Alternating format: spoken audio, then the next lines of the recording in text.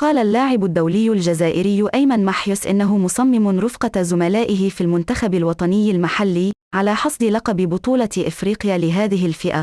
ونشط أيمن مؤتمرا صحفيا رفقة الناخب الوطني مجيد بكر بمدينة وهران الاثنين، وأوضح أن التركيز منصب على مواجهة النيجر في نصف النهائي هذا الثلاثاء، وأيضا بذل أقصى المجهودات لنيل اللقب القاري.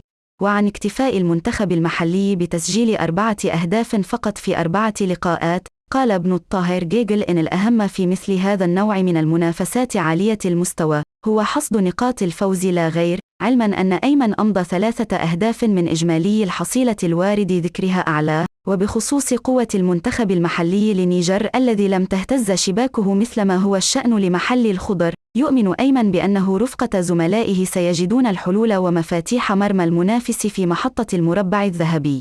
وبشأن طموحاته الاحترافية وجعل الشان منصة للظفر بعقد احترافي في أوروبا، قال أيمن إنه غير مستعد للحديث عن سوق الانتقالات في عز منافسة كبيرة مثل التي يخوضها المنتخب المحلي هذه الأيام. وأضاف أنه ما زال يمثل ألوان اتحاد العاصمة حتى الصيف المقبل، وبعدها سيكون له حديث آخر.